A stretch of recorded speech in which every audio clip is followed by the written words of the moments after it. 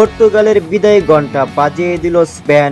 স্পেনের বিপক্ষে মাঠ জুড়ে দুর্দান্ত খেললেও শেষ পর্যন্ত জালের দেখা পায়নি পর্তুগাল। উল্টো 1-0 গোলের ব্যবধানে হেরে বিশ্বকাপ থেকে বিদায় নিয়েছে ইউরোর সাবেক চ্যাম্পিয়ন দল। ডলার্সে অনুষ্ঠিত এই হাই ভোল্টেজ শেষ 16 ম্যাচটি কেবল পর্তুগালের বিদায় ঘণ্টায় বাজায়নি, বরং দলটির মহাতারকা ও অধিনায়ক ক্রিস্টিয়ানো রোনালদোকে দাঁড় করিয়ে দিয়েছে এক অনাকাঙ্ক্ষিত রেকর্ডের সামনে।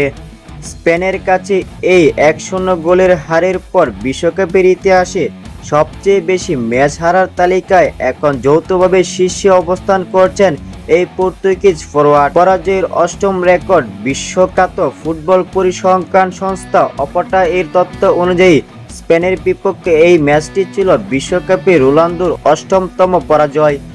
এই অনাকাঙ্ক্ষিত রেকর্ডে তার সঙ্গী হয়েছে আরও দুইজন কিংবদন্তি। ম্যাচের মাঠে নামার আগে রোনালদো স্পষ্ট একটি বর্ণাঢ্য অধ্যায়ের বিষাদময় সমাপ্তি জানিয়ে দিয়েছিলেন, এটি হচ্ছে তার ক্যারিয়ারের শেষ বিশ্বকাপ। ফলে স্পেনের কাছে এই ন্যূনতম ব্যবধানের হারটি কেবল পর্তুগালের টুর্নামেন্ট থেকেই বিদায় নয়, বরং বিশ্ব ফুটবলের অন্যতম সেরা নায়কের শীর্ষ ও দৈর্ঘ্য গৌরবময় বিশ্বকাপ অধ্যায়ের এক করুণ সমাপ্তি। দীর্ঘ 2 দশকের এই পথ চলা রোনালদো ফুটবল বিশ্বকে অসংখ্য রেকর্ড উপহার দিয়েছেন, তবে ক্যারিয়ারের শেষ আন্তর্জাতিক মঞ্চে এই রাতটি নিশ্চিতভাবেই তার জীবনের অন্যতম বেদনাদায়ক মুহূর্ত হিসেবে জমা থাকবে।